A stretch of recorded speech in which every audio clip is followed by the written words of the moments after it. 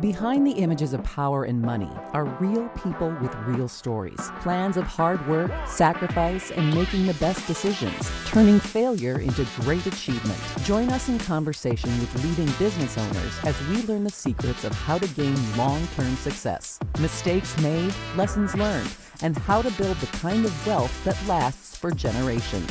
Welcome to Wealth Wednesdays, hosted by Chicago Treasurer Melissa Conyears-Ervin. Join us now and build your own success story.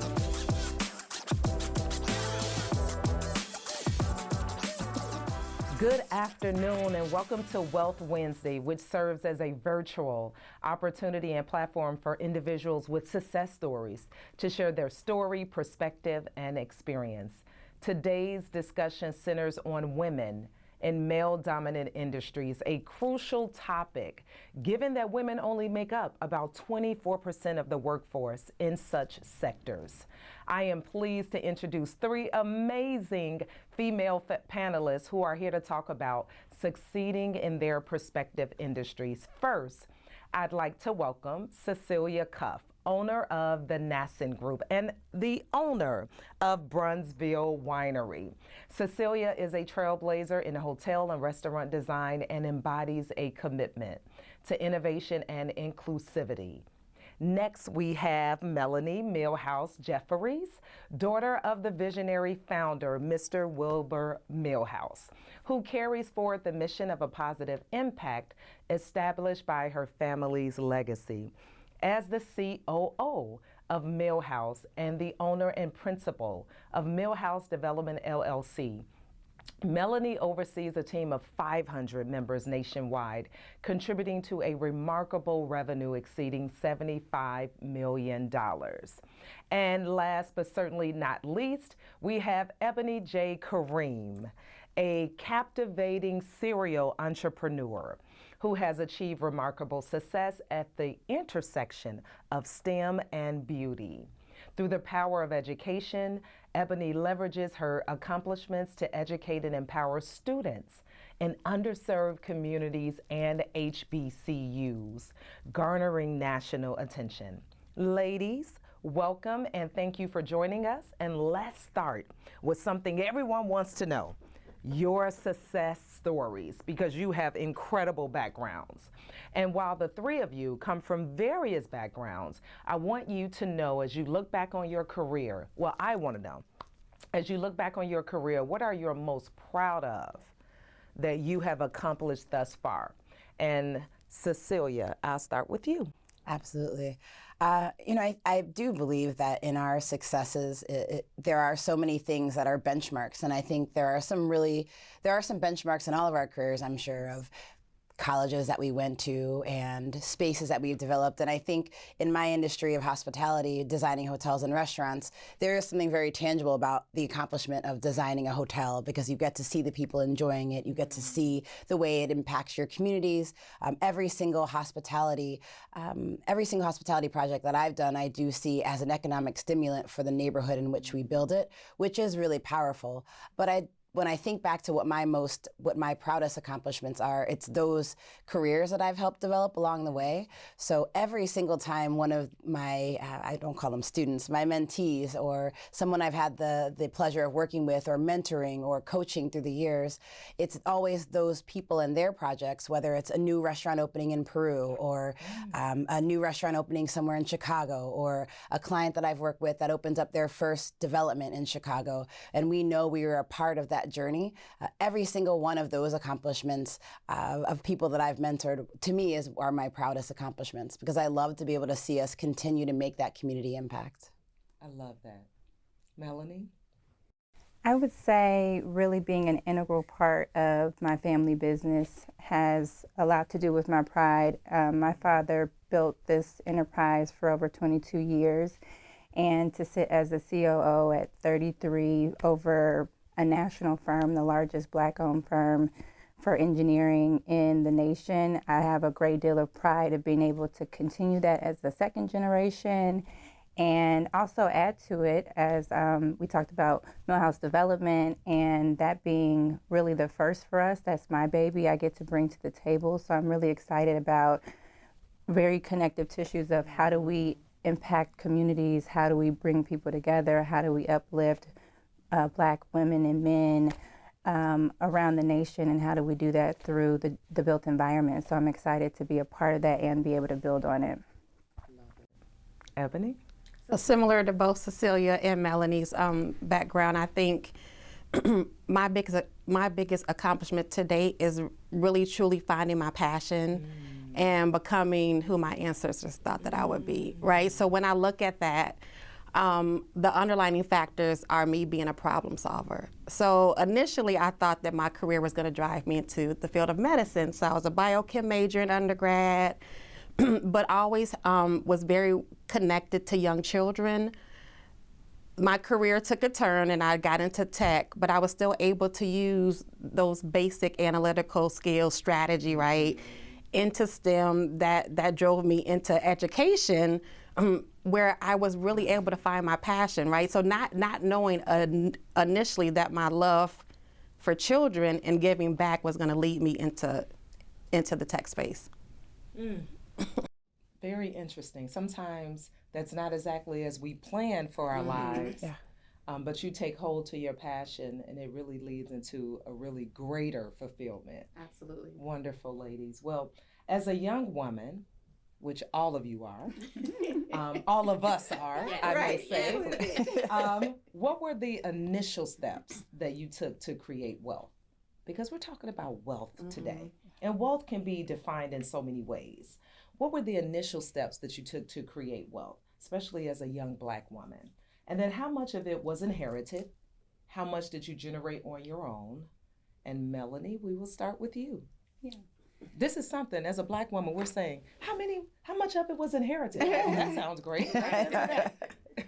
Definitely, and I think just based on my dynamic, you would think a lot of it is inherited, and I think a majority would be inherited from a knowledge base. And I look at it from the setup that my parents did for me. And so both my mother and my father were really integral in making sure that we invested in education. We make sure that we purchase our home and have assets and all of these things. So I feel like what I inherited had a lot to do with the knowledge base that was built and what they shared and how to do some of these things, because my father's 55. Like, I haven't inherited his enterprise yet. I think I am building with him and learning from him. So a lot of the things that I'm doing today are really part growth from me and part inheritance from a knowledge base, because a lot of things that will be inherited for me may come from when my children and their children hopefully receive a lot of the fruits of the labor that are being built today.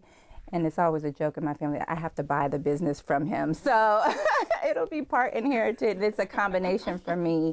And I think building on those blocks of, ownership, savings, and all of those pieces, I think it's always a mixture for how I have to approach it. Ebony? So I think what's so amazing about us as a people and a culture is that we define wealth very differently, right? So most of us haven't been afforded the opportunity to have wealth inherited in a monetary way, right? So I look at wealth as it pertains to the wisdom and guidance that I received from the matriarchs in my family, right? So although financially they may not have been in a space where they were able to pass down things, but the wisdom and knowledge that I gained, both my grandmother and my mother have always been huge educators. They were like the neighborhood moms and grandmothers, right? And so just being able to inherit that type of wealth as it pertains to wisdom, I think has really afforded me the opportunity to create this foundation and to create the platform, right? And then understanding that it's much bigger than me. I like that. And that it is. Cecilia? We were speaking earlier and found out that my parents went to Penn State as she graduated from as well. And so in that journey, I think that the way that I define wealth is the fearlessness that my father and my mother put into me. At no time did I know that I couldn't be anything that I wanted to do or that I couldn't achieve anything. And I think there's a certain wealth in that mindset as a young woman of just being able to push forward knowing that every single obstacle or boundary that's going to come against you is something that you will work through or work around or go straight through, as my father would say. So I think that there's a certain wealth in that. I also do talk a lot about how the hospitality industry is one of the last true playing fields where you can jump generational wealth barriers or gaps if you work really hard. And so my mom called me Little Miss Hospitality when I was 5 years old and was trying to give the trash guy lemonade.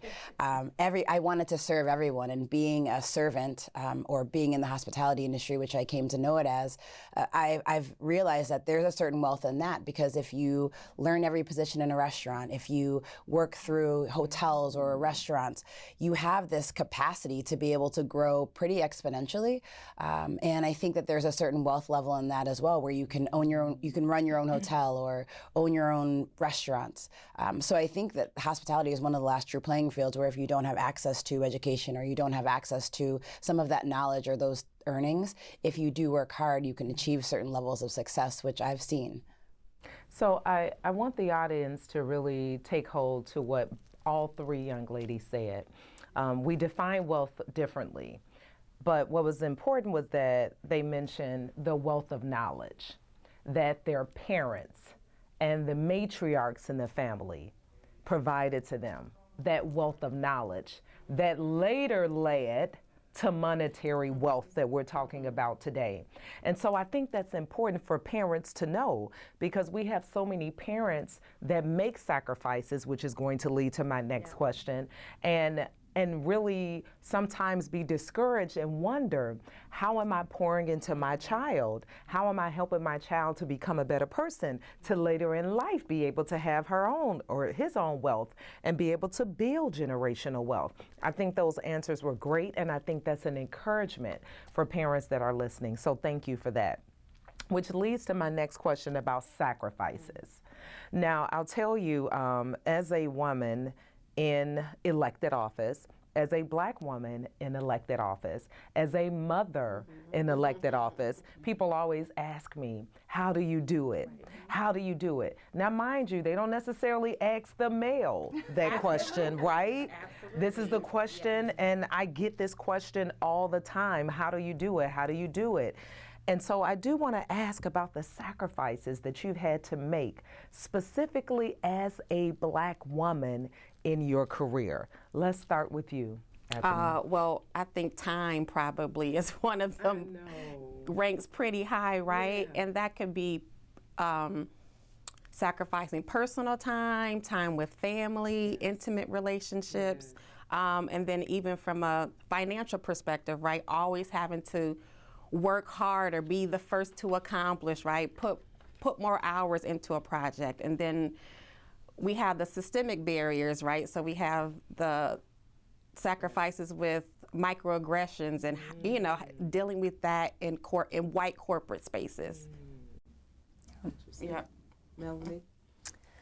I really look at it definitely from that lens of your last piece, and taking it one more step further of really the mental sacrifices that we have to make.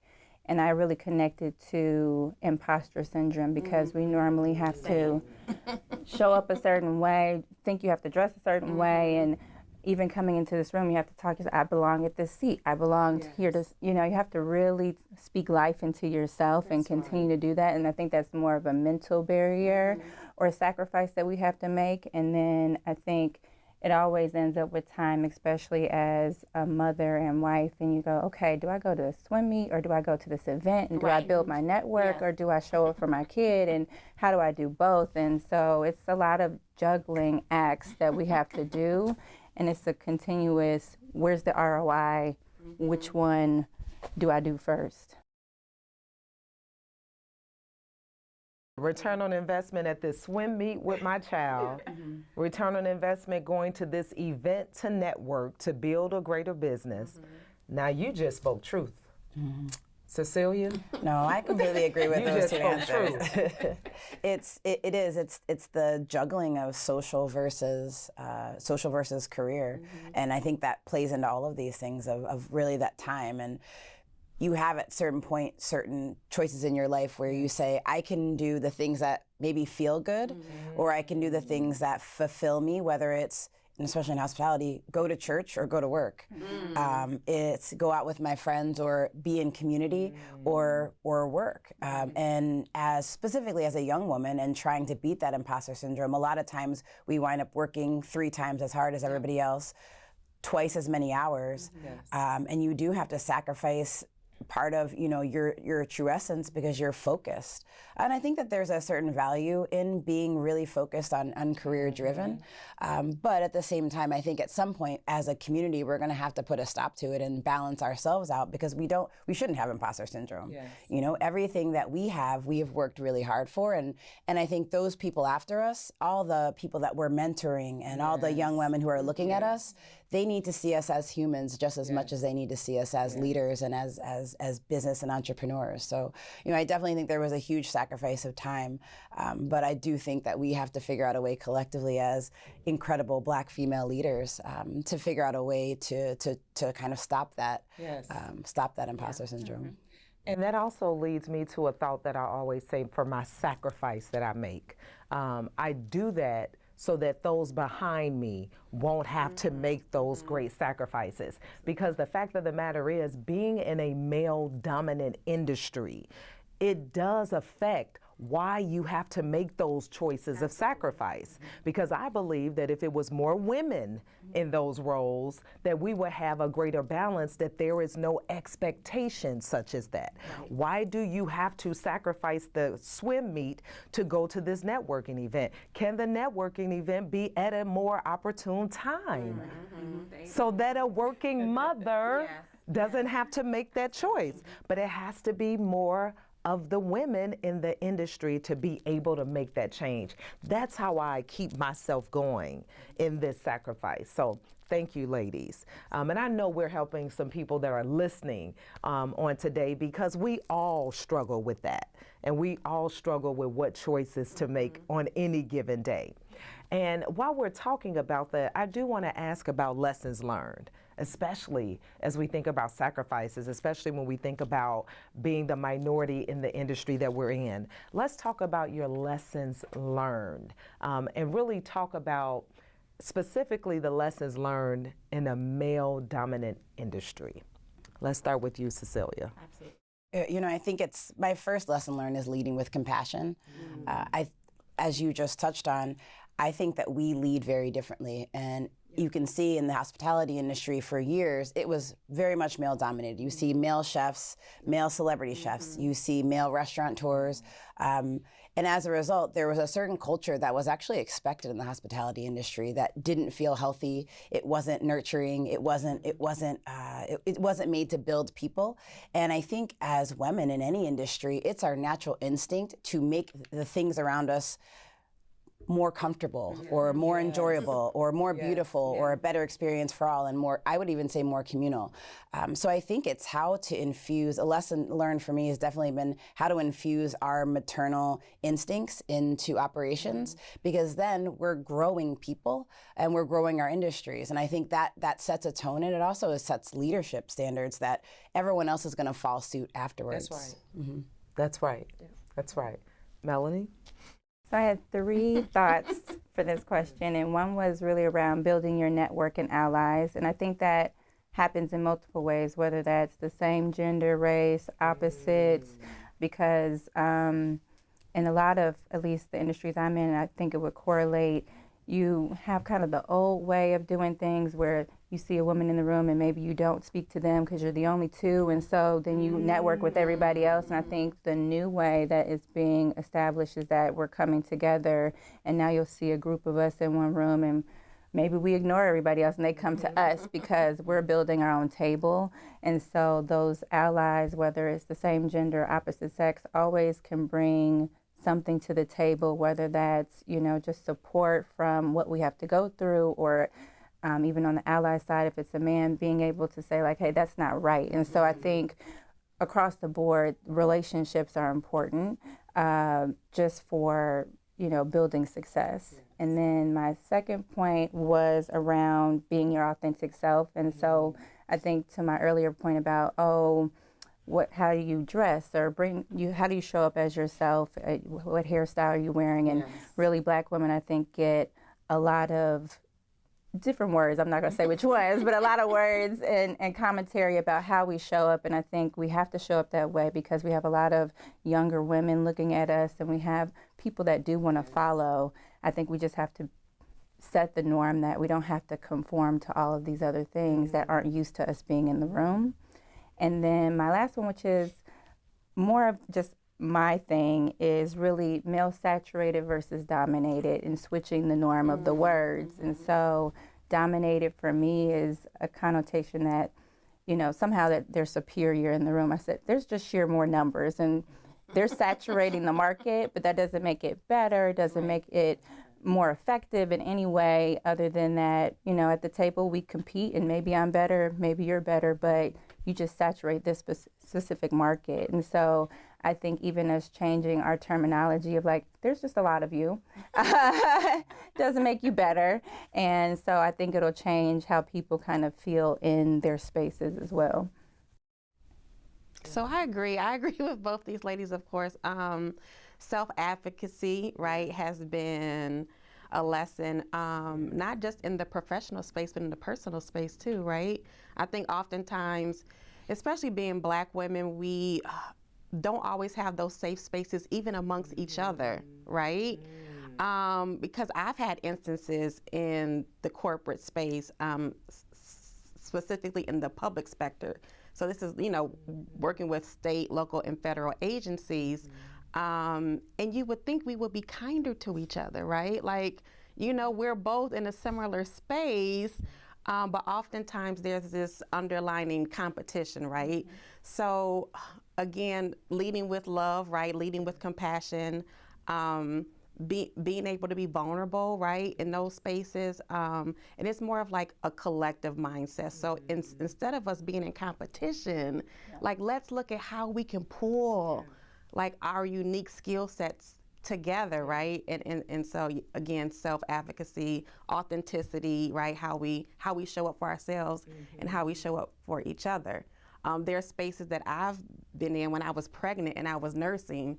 They didn't even have a nursing room, right? But because I had developed these relationships with all white men, they said, when Ebony comes back, we need to have a room for her to breastfeed. You know, and so it's the acknowledgement from being seen, right? And these are issues that I had never vocalized, but because they valued what I brought to the table, they saw the necessity in that, right? Yeah. So 2 points that I want to bring up. Number one, it took me to be elected as treasurer to really get into this realm of finance as far as the investment management perspective to see with our pension funds and even within the treasurer's office, our broker dealers, just how much money is in the investment industry. And I'm going somewhere with this. When we talk about competing with one another, we are taught that there is a shortage. Yes. We're taught that. And I found that could not be the furthest from the truth. We're taught that there is a shortage, and that's not true. In the investment industry, in the finance industry, there is $69 trillion dollars in assets under management. And Black people manage less than 1% of it. Wow. So what do we compete about? Right, exactly. We don't have to compete. In engineering, you're the largest, Millhouse, the largest Black firm, right, as you mentioned, but there are so many others. Why do we have to compete? Why do we have to compete? Why do we have to compete? And it creates a crabs in a barrel, which is destructive to I think that mentality is destructive to Black businesses. I mean, I think even when we opened Brownsville Winery, we went to Eric Williams from Virtue, and I think he could have either seen another restaurant opening as competition, but he didn't. He wholeheartedly coached us through every aspect of opening the restaurant, which led to our success. So as you said, the more that we all can work together throughout industries to support each other, so important. Yeah. There's more than enough to go around. Absolutely. But my mother taught me that at a young age because society will tell you differently. And so we have to know we don't have to compete. We can encourage one another because there's more than enough to go around. Secondly, what I want to say to us as women, and specifically I'm sitting at a table with Black women that are really dominating in your industry. I will say what I just took from the responses you stated. We don't have to conform to the room. We can transform the room. Absolutely. Be ourselves. We don't have to be imposters. I have learned in so many rooms I am accustomed to only me. It's so normal to be the only one that looks like me in the room. So if I see someone that looks like me, I'm shocked. Right. I'm shocked. And I'm like, yay, right? But I've learned to even be myself in those rooms that I'm alone.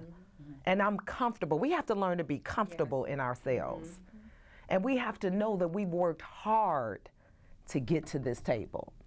And so we can't allow anyone to make us think that we have to be someone else. So don't conform, transform. I love that. Now, ladies, let's talk about, as the treasurer, I like to talk about finances. And so I do also like to bring truth, right? And we've been speaking truth all this entire segment. But let's talk about, you have great successes. But no doubt there has been some setbacks. No doubt. We all have setbacks. But sometimes people on the outside looking in think that everything is just peaches and cream and there has not been any setbacks. And so I do want to talk specifically about financial setbacks. And I mean, even small setbacks can turn people away and make them give up. Let's talk about setbacks and how you've used those financial setbacks to get to where you are today. Ebony, we'll start with you. So for me personally, I know as a community, we've always had a challenge with access to capital, right? So when you think about accessibility to just resources and tools, I think the number one challenge for most Black-owned business owners is access to capital. So being able to be savvy and think outside the box. So maybe traditionally, we may not qualify for a traditional commercial loan, but maybe if I go to a community-based, institution, right, where they have special programs, or even if I reach out to my circle, reach out to my tribe, and I say, hey, this is what I'm trying to do, this is the amount of money that I need, right, and then having those private investors, which unfortunately, oftentimes is what we've had to do because we don't qualify for the traditional commercial funding. And so there still is a lot of work that needs to be done in that space, but it all goes back to access. Melanie? I'm on the same boat. So for at least specifically an example, in real estate development, you have to have money. You have to have a lot of money to play in that game. And so one of our projects on 47th and Cottage in all of our neighborhoods, it's hard. You have to have pre-development funds just to figure out what you want to do. You have to have all of this access to capital that is very hard to come by. And even as a bigger generational company, I can't take all the funds from one firm to put into another firm because we have to feed 500 people every week, right, or every other week. And so it has been extremely difficult to really get to that finish line. It has taken those creative measures, whether that's applying for grants, looking for other institutions that understand community development, understand where those inequities, gaps, and red lines come from, and that you're not going to find a traditional tenant here. You have to make concessions for how we have to bring things to the table. And so we're, I think, getting close to that line. I wouldn't say we've crossed the official finish line yet, but I think we're very close to closing. And so I'm hoping a lot of these unique measures that we're putting together and these conversations with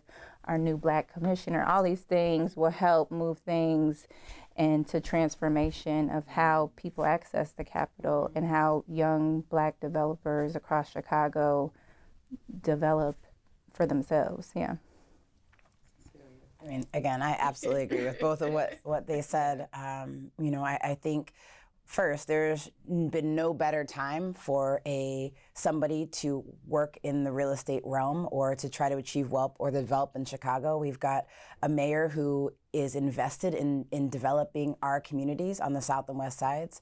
We've got an incredible commissioner and deputy mayor, all who understand disinvested communities and what that means, and also understands the support needed from a equity gap to be able to be able to move. So if there's any time to be able to develop or open a business or be a small business or go out on that limb, I think there's never been more support coming from the city of Chicago. I mean, and even in the last administration as well.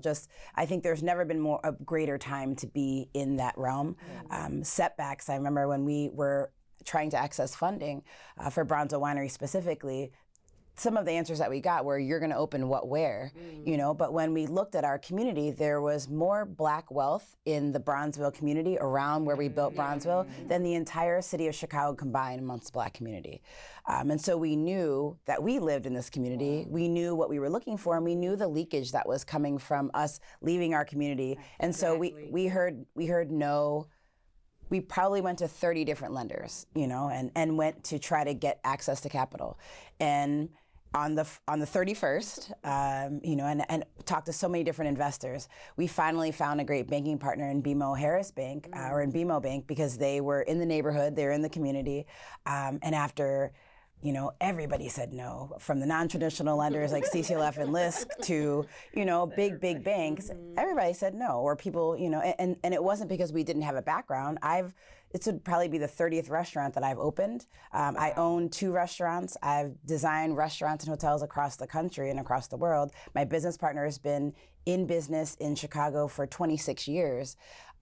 But it took one person going on a limb, and now we've got an incredible relationship. So, I think that setback, again, we always look at it as an obstacle, but we're going to go around it. So we kept asking and we kept pitching, and we found somebody who felt comfortable with us, along with funding from the city of Chicago with the development grant. But I would say there's been no greater time for anybody to act now on trying to use the tools that the city of Chicago is putting together for them, all of the programs coming out of the Department of Planning to support small businesses in our communities.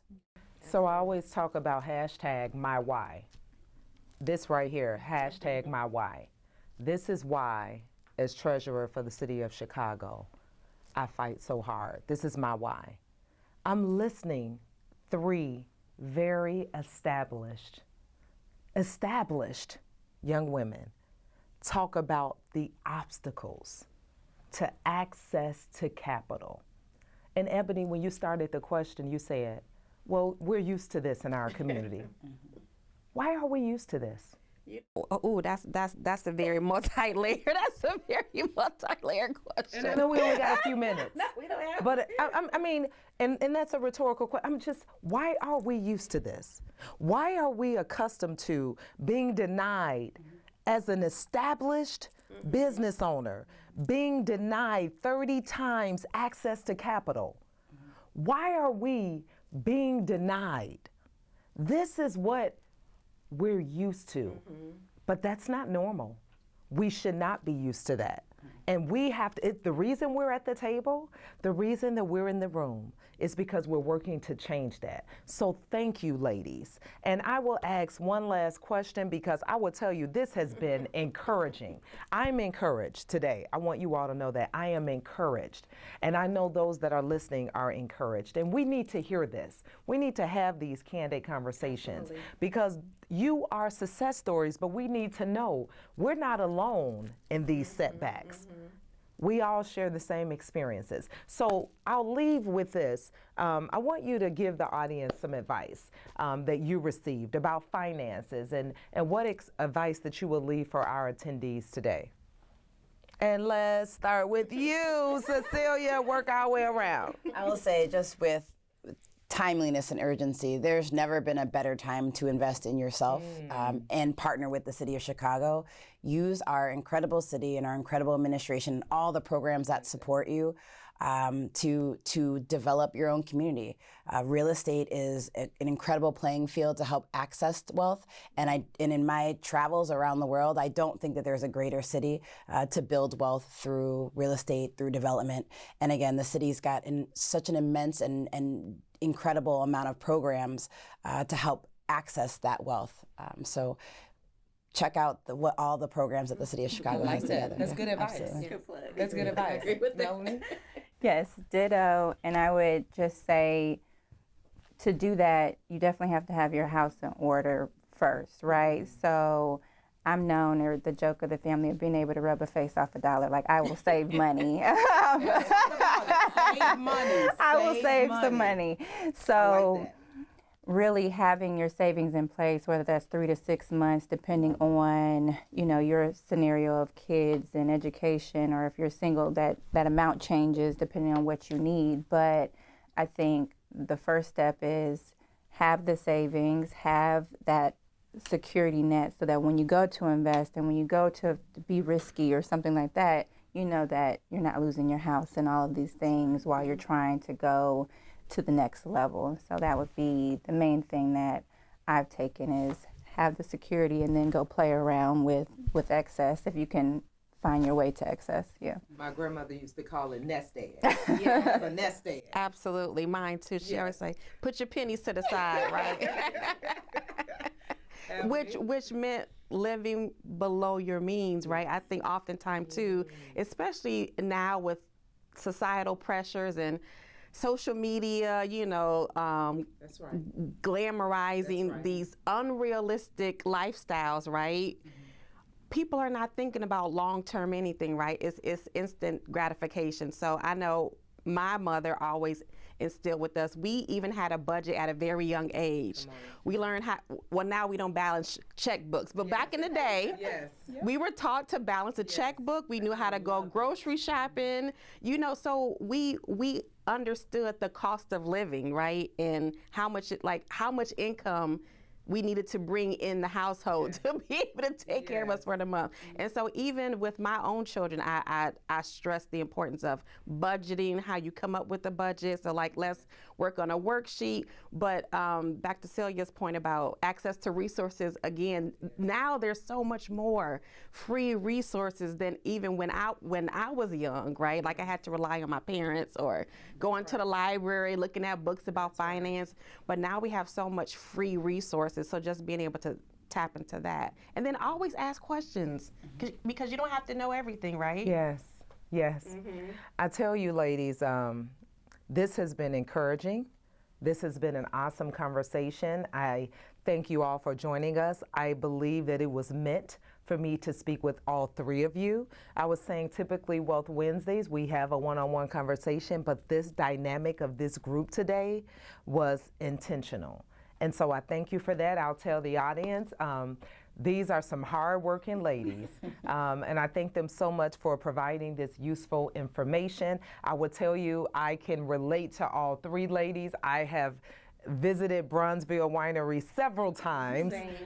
Everything, I feel like I have not eaten everything off the menu quite yet, so I keep going back. And I will tell you that I have a younger cousin that is an engineer. And I'm so proud of him. And I want more young Black men and women and young women of color and men of color to really get into more of the engineering field. So thank you for being an example. STEM and beauty. My 7-year-old daughter, second grade, science is her favorite subject. We're working on a project now that I think is gonna take me out in second grade. But her favorite topic, and she just loves beauty. So thank you so much, ladies, for everything that you've done. And if you, as attendees, have missed any of our previous Wealth Wednesday segments, visit www.chicagocitytreasurer.com to rewatch and learn more about other financial education programs that my office has to offer. Thank you for joining today's Wealth Wednesday panel discussion. Until next time, Chicago!